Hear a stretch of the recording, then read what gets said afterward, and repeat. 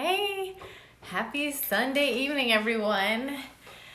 Hey, Rachel. I'm always so nervous, but I feel like it'll be fun. I'm excited to talk about all the things, the Start Today journal and last 90 days. There's a lot of things I want to talk about today, so I'm excited. I'm gonna let some friends pop in. So how was your Sunday? I did lots of meal prepping. I didn't really show much of it today because we were super busy, but I'll be showing you throughout the week all the stuff because we leave on Saturday morning for Florida. So I'm clearing out my freezer and everything for that trip. So I'm excited about that. And yeah, last night we had the Air Force Ball, which was really fun.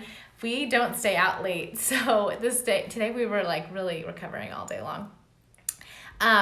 So I'm going to try to keep this short, just to talk about the last 90 days and answer any questions you guys might have and do a little just an overview. I'll be sharing about this obviously for the next 90 days, which is until the end of the year. And then we can just kind of grow and learn together. But I just wanted to give you an overview and my experience from doing it last year. So for those of you who don't know, Rachel Hollis is a motivational speaker and an author. She has completely changed my life. I started keto because of her. This is her most recent book, Girl Stop Apologizing. And so she's developed this last 90 days. And I thought the reason that she developed it was brilliant. Because these last couple months, these last 3 months are a lot of stress, a lot of busy, go, and all the self-care and hard work that you've been doing kind of throughout the year kind of just falls apart. At least it has for me. I've always been a big yo-yo dieter. I've always gained a lot of weight during this time of year and just not felt good. And so the last 90 days is just really an effort to be mindful about these habits that can really make or break your day, can make you feel better. And there are only 5 things, really. So it's harder than you think to get all 5 in a day, but it's just a really good mindful practice. And one thing I want to say too is that this is not about being perfect. I was not perfect when I did this last year, but it still really changed my life. So I just wanted to share it, and I was hoping that someone hadn't heard of it before I shared it. And I already had someone say that they had never heard of the last 90 days. So I was excited that someone might benefit from this too, so much that I did. So just a little bit about my journey with it last year. I thought that I was done losing weight in September of last year. I lost 1 pound in the whole month of September. I hit my goal weight. I was thinner than I had been in my entire adult life in September of last year. I lost all the baby weight plus a ton more. So I was really, really excited to just maintain that weight. And I didn't want all that work that I had done from, I started keto in May. So from May to September, I worked so hard to lose all this weight. And I didn't want to gain it all back because that had been my routine, is I'd always just gain the weight back. So when I found this, I was like, this is perfect. This is exactly what I need. I don't want to gain the weight back. Well, because of the 5 to Thrive, I ended up losing another 35 pounds, feeling better than ever. Did my first 5K, tears as I went across the finish line, because I had never gotten an award or never been recognized for anything physical. I'd never been an athlete. I'd never gotten a trophy. I was always a band geek, a singer, never done anything through sports. I hated sports. So for someone to give me a medal, I was so excited. And so, it's just, I'm obviously so passionate about it. So I just wanted to share it with you guys and, be there. I wanted a community. I wanted, there's millions literally of people that follow Rachel Hollis and that are also doing this, which is so fun. But I don't feel like I'm accountable to 1 million people. I feel like I needed a smaller group of people. So that's why I kind of wanted my friends and people that I know, or maybe someone who thinks you want to do this together. I wanted a smaller knit community. So that's kind of why I did the hashtag of GEK for Girl Eat Keto last 90 days. So I can follow those people and I can really pour into their lives, and they can do the same thing for me. So that's a little bit about the why. Yeah, I have notes. It's very official, guys. I am very into this. Former teacher, we are we're preaching a little bit. So I did this with my husband last year, which was really great for our marriage. And this is what started our power hour. I don't know, some people who like follow me really closely might know that I get up an hour early, which is, spoiler alert, one of the 5 to Thrive things that we'll be doing for the next 90 days. And that had changed my marriage. It changed my relationship with my daughter. It just was, there's so many great things that getting up that hour early to invest in myself. And we call it our power hour because I power up, for the day. I get ready and energized, and that's when I drink my coffee. So it's definitely a power hour. You don't have to do it with anyone. That's why we have this Instagram community, because if you're here, well, you're doing it with me. So that's great. And I continued the power hour through like the last 90 days. We never stopped. Brian and I kept doing the power hour, but some of the things like the gratitude practice, life got busy, whatever. So I'm ready to like reinvest in like the 5 to Thrive for these next 90 days. So I'm really excited about that. And you can always use the hashtag last 90 days to find other people on Instagram who are doing this. So if you want to like connect with some of the millions of people that are also doing this with Rachel Hollis. I know she's going on like the Today Show to talk about it. Like it's a really great initiative, and it's just a lot of people who want to better themselves for these last 90 days. So it's really encouraging for me. And basically, before I even go into what the 5 things we're going to do every day are, I just want to encourage you to not give up, because just because there's a couple things that you miss, like you don't drink your water one day or you don't get up early, then, just keep going. Like I struggled with that a lot last year. I'm in the middle of rereading The Gifts of Imperfection because I'm a recovering perfectionist and just really try to not let that. A lot of times I'll just be like, I can't be this perfect, so I'm not even going to try. So that's something that I'm kind of working towards and working through right now too. So just don't let it affect you. And another thing, if you have like a tiny baby at home, or if your kids are sick, like give yourself a break, give yourself grace. Do not feel like, whoa, I have to get up. It doesn't matter if my kid was throwing up all night. Like, no, if you're sick, and I know that like I watch a lot of Rachel Hollis videos and stuff, and a lot of times she'll say like, if you're sick, like, try to do something still physical. But like for me, like I'm always going to listen to my body first. So like I was sick last week and I didn't go to the gym, even though I love to go to the gym every day and I feel my best when I work out. But there was like 3 days in a row I did not work out because I needed to rest. So like that being said, it's great to push yourself to try to do these 5 things every day, but don't do it at the expense of like if you're not feeling well, or if you have, people you have to care for, like children, or, that kind of things. And there's you just have to make this program work for you. Like, I don't want you to get stuck in like, well, I can't get up early because, I work the night shift or something. Well, then maybe you could do your hour of self-care, like during your lunch hour, or you could do it at night. Like, so don't, one of my favorite lines and to remember is like, don't let perfection and don't like being perfect, like it's the enemy of great. Like for me, I am so nervous about being perfect all the time. I don't want to do anything and I get like paralyzed. So it's like, no, I'm trying to push myself to just put something out there that's just good or great and not perfect. So that's just my I'm going to be reminding myself of that this time. And I hope that you will also give yourself grace during this time. Okay, so what is the 5 to Thrive? What are these 5 things that we're committing to starting on Tuesday, starting October 1st? Well, there's a little infographic that you can get for free when you sign up. If you want to sign up for Rachel Hollis's newsletter, you do not have to do it.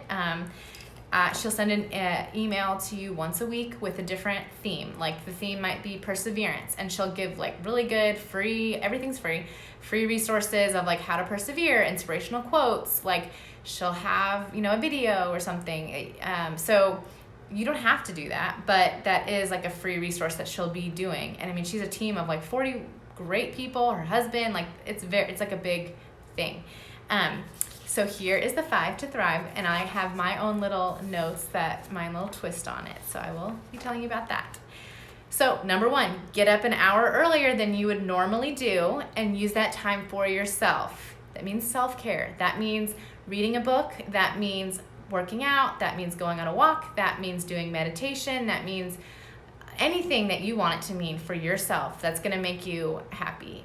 When I think of it, I think if I had all the time in the world, what would I do? Like, that's the time, that's you've made an hour for yourself. Like, we all are busy. Like, you can't, everyone's like, oh, I just wish I had more time. No, we all wish we had more time. You have the same amount of time as Beyonce. Like, we all have the same amount of time. You have to make the time for the things in your life that are important to you. So that's why it's number one to do that. Again, that's why I call it my power hour. I do it in the beginning of the day. She suggests doing it in the beginning of the day as like a morning routine. But you can kind of combo some of the other things in there to like check multiple things off your list, so you can kind of multitask. So a couple other ideas I had: yoga. I don't know if I can't remember if I said that. Listen to a podcast, read a book. I can't tell you how many people message me every week that said, oh, I love to read. I just don't have time to read. Well, here's your time. You can get up an hour earlier, which might mean that you have to go to bed an hour earlier, and start your night routine, winding down, and get that in. Do devotionals. That's what I do in my power hour. So right now I am working through this devotional. It's Seamless by Angie Smith. And my husband and I are working through this devotional together. So it literally tells you, like, day 1, Monday, what you do. We follow that. There's like a couple questions. It literally tells me like questions to ask, like, so we can work through it together. So that's what I'm going to be doing. Part of my hour time for myself is this devotional. And this kind of all started too. I have this devotional of like starting your day right. And I probably have like 15 of these. There's like gifts people have given me, like just little short devotions. And I'd never read any of them. And they would just sit in my bookcase. And I was like, I wish I had time to read those. And then I was like, oh, I do. I just have to make it. So that is part of what I do for my hour.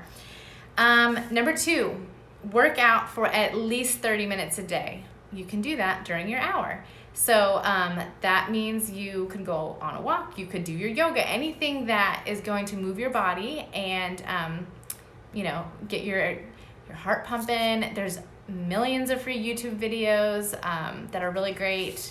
I'll be sharing some that I do.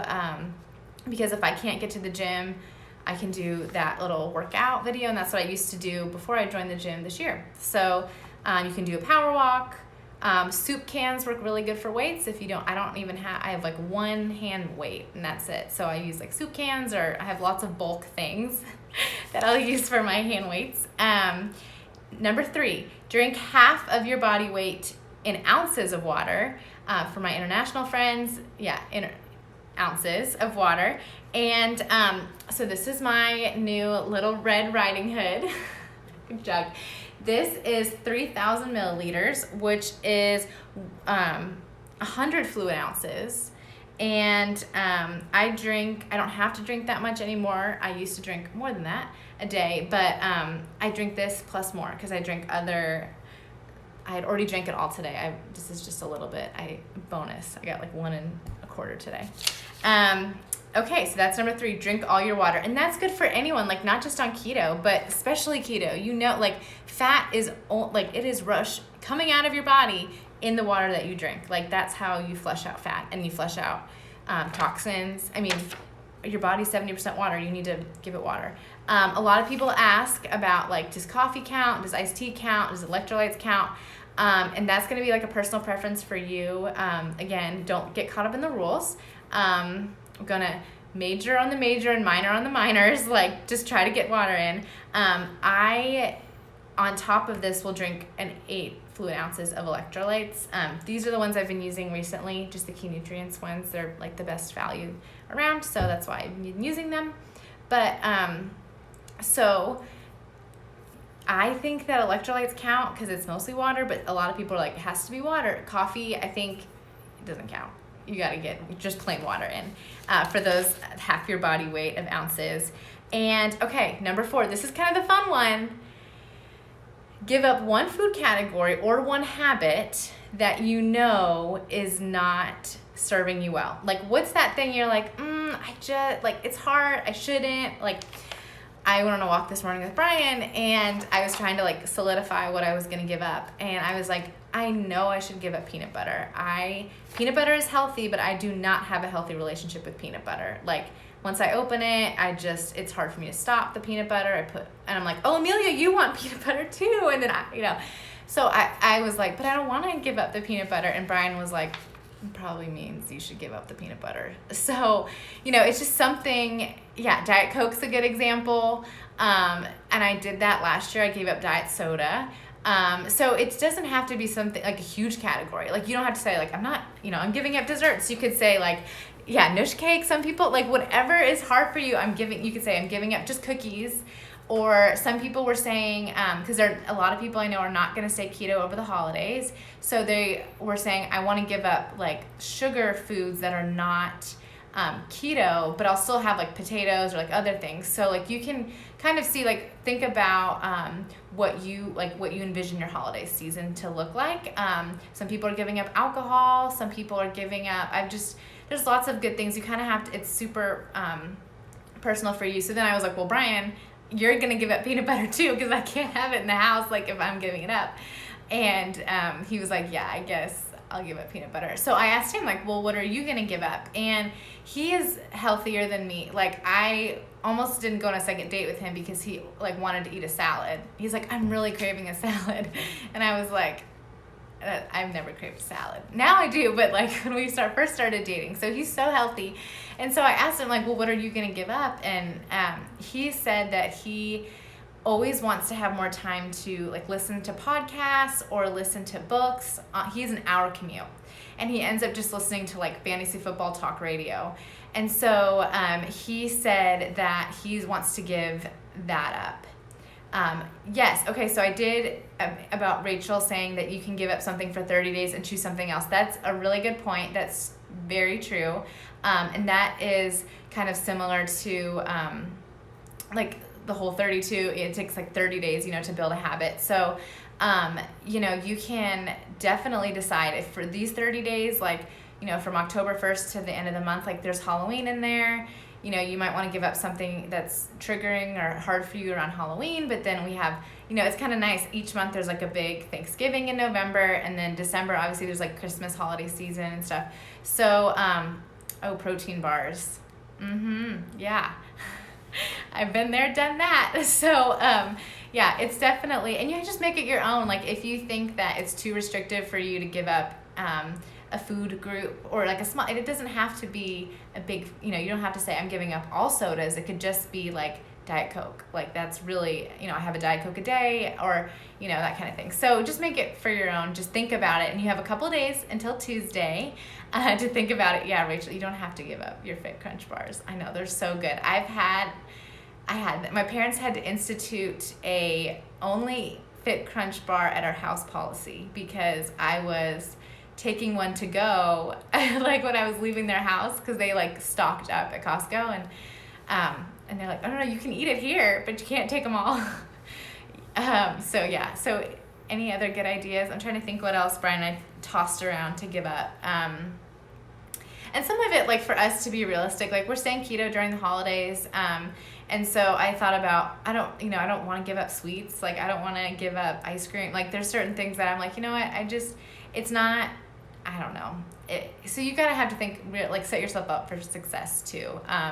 Like for example, a while ago I did a keto, dairy-free, Whole30. So it was like no artificial sugars, no dairy, and it was the longest month of my life. And it was a really hard month to get through. And so 90 days, it really makes you think about it when you commit to something for 90 days. But yes, if you want to switch it at 30, it's totally up to you.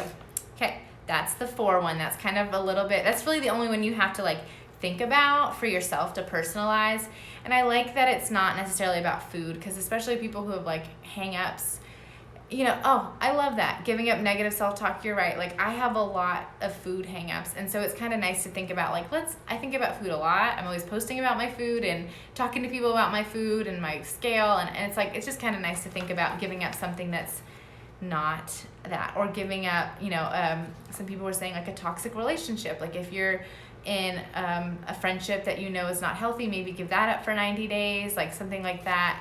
Netflix binges. I mean, But Brian and I do usually, we're pretty good. We don't watch TV during the week because we find that we don't sleep as well that way. A lot of people ask me, like, how do you get up early? How do you find time for that hour?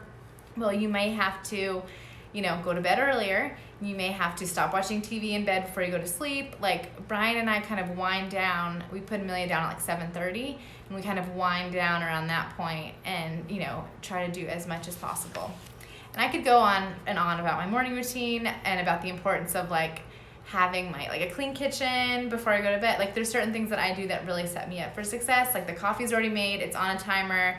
So when I get out here for my power hour, like, coffee's waiting for me. Oh, I always light a candle, so I have like a candle waiting for me. I have like this whole, I'm at my dining room table, which is now like my little workspace for my, my power hour. So there's that. Okay, so let's move on to the last one. The last thing we have to do, easy enough, right? So this is something that I have not done for a long time, but I used to, like, it's one of the things where you love doing it, but I'm like, how, why did I stop? Like, number 5 is write down things you're grateful for. 5 things, specific things that you're grateful for every day. So that is, something that's really important. Brian and I share them together. So that's really nice. Like, since we do our power hours together, I'll sit down and write mine, and then he'll do his, and then we'll share them. So it's like a good opportunity that I know I'm gonna like fill him in on maybe something that happened yesterday that I forgot about, like with Amelia or something like that. So, yeah.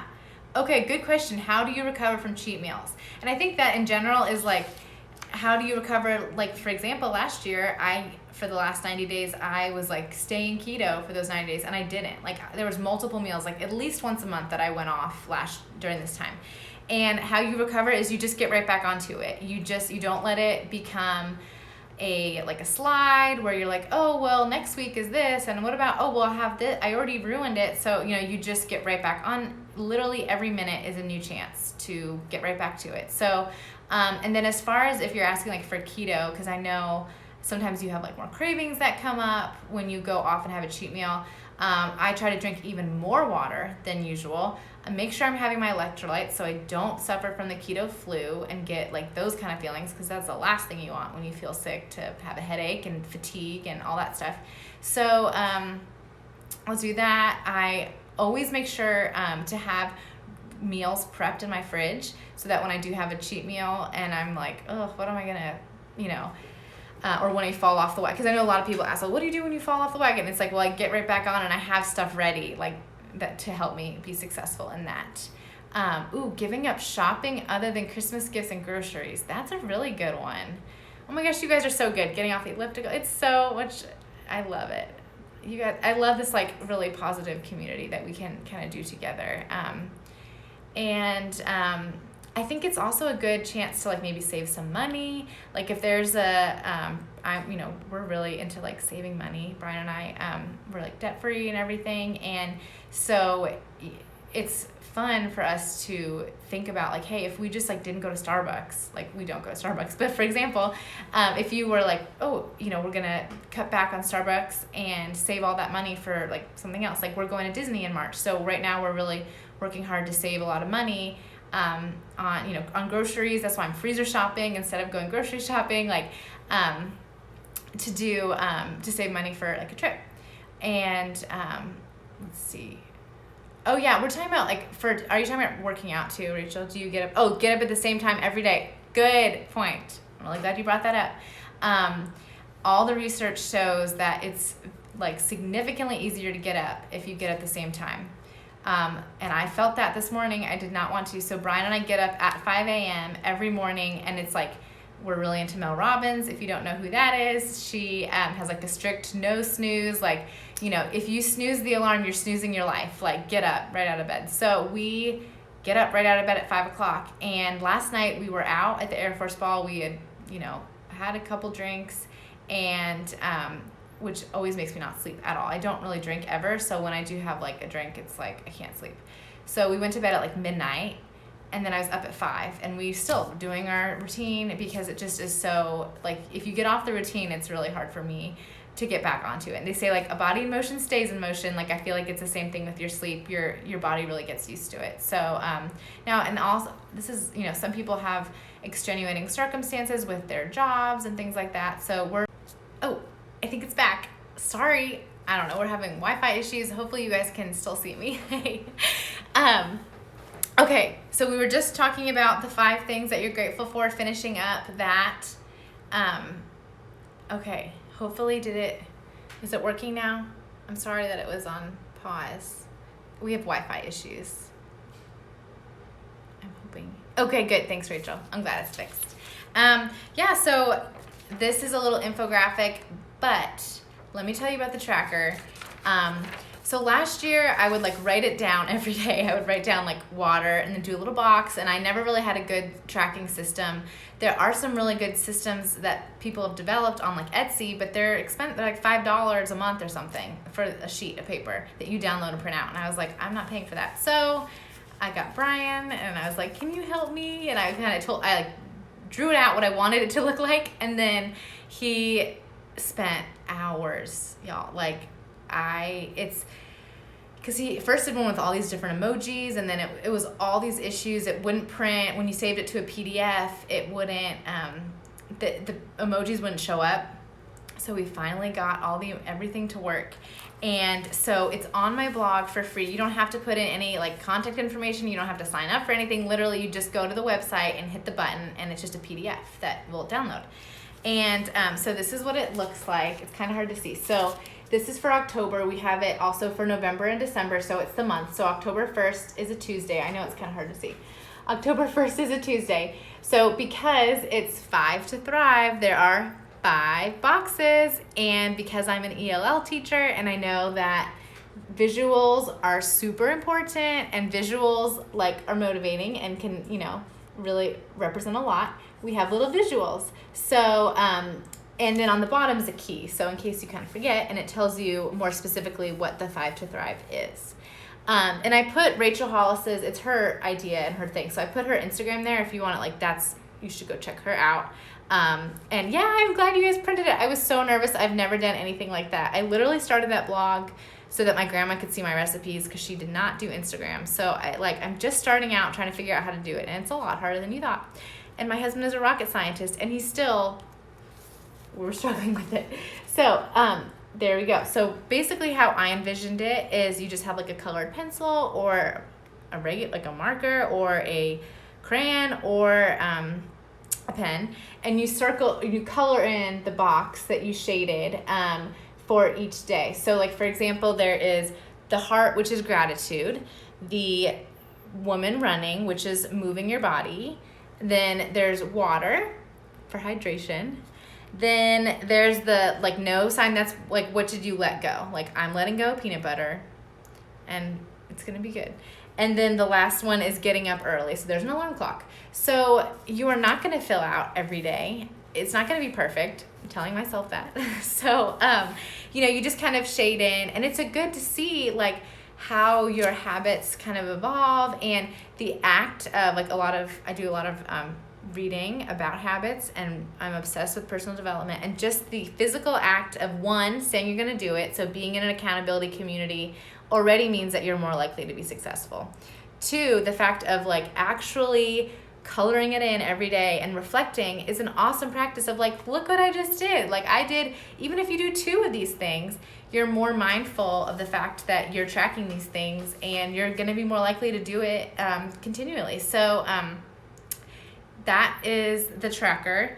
And also on there is the hashtag, which just shows that's just easy for each other, for all of us to like find each other, to like be friends with each other. That's why I'm just like hoping that we can have like a community on here that's not 1.6 million. Yay, I'm so glad it worked. We had lots of printing issues. So, thanks. You guys are so sweet. I'm so happy to be here and learning together. And I'm going to do a weekly live just for fun. We'll be in Florida, so we'll be on the beach next week for the next 2 weeks.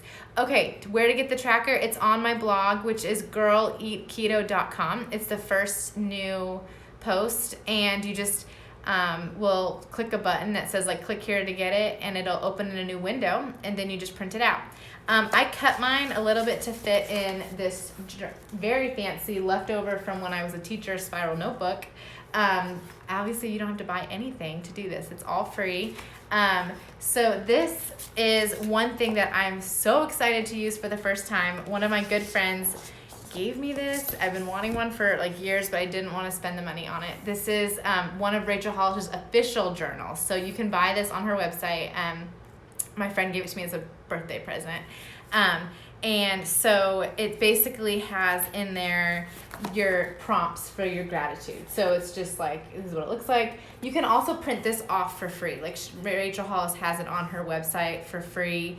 If you're interested and you don't want to go searching for it, because she has a lot of great free resources, let me know and I'll send it to you, because I send you the link for her blog. But so you just will say what you're grateful for. And then also, I know it's hard to see, but she has 10 dreams I made happen. So I'm starting this tomorrow, not tomorrow, Tuesday. I'm like Monday, but Tuesday is October 1st. So that's when I'll be doing that. And it's 10 dreams I made happen. So you write out your dreams as if they've already happened, which tricks your brain into thinking they have and makes you work towards them. So, that's something else that I will be doing for the next 90 days is working through this book every morning, which will take me like 5 minutes.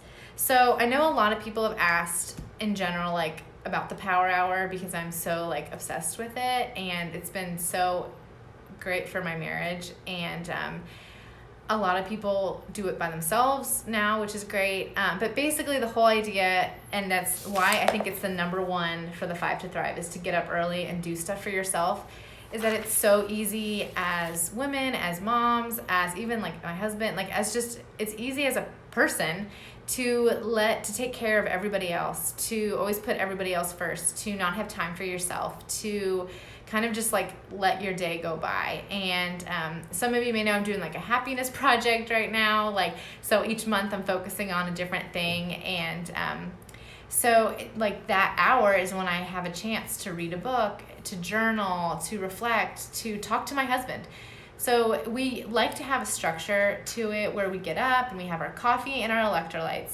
Then we start off by doing a devotional, which is like a minute.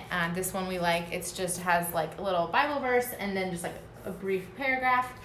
So we'll start off doing that. And then starting now, because we're doing our gratitude, we're going to add that back in. We're going to do the gratitude in here. Brian doesn't have one, so he's just going to write 5 things he's grateful for, and then we'll share them. So we have, I kind of, since I am a former teacher, I like to kind of have structure and kind of have like independent time, like work time, and then we come back together to collaborate, and then we So we do that, where we'll share then our gratitude, and this is what we did during the last 90 days last year. So, and it's really fun because it's very specific things. Like today, I was grateful that we now have leaves on the ground, and Amelia was going outside and picking up each leaf that was on the ground and saying, uh-oh, and handing me each leaf because she was upset that it was, uh-oh, it's a problem. So it was just little things like that like Brian was inside working on the tracker.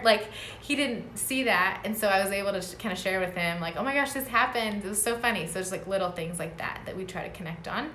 So that is also, and then after that, as I said, we're working through a Bible study that this is actually my mom's group is doing this. And so we have homework every day. And so Brian is doing the homework with us, even though he's not in the Bible study.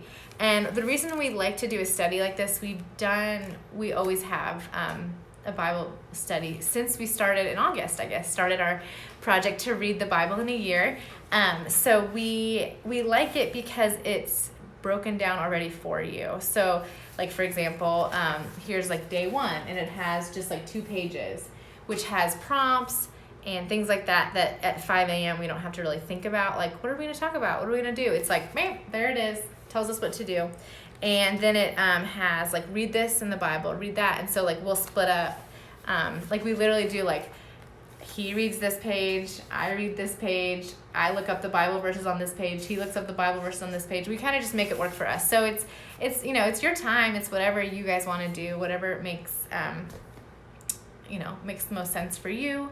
And I also brought this book just to show you, because a lot of times during the hour, if Brian and I are finished the study. The study that I'm doing is Seamless by Angie Smith. She is like a fellow Nashville, Seamless. Sorry, it's backwards. It's about the whole Bible in 6 weeks. And there's videos that go along with it, and I'm watching those in my mom's group, which I go to during the week with other moms at my church.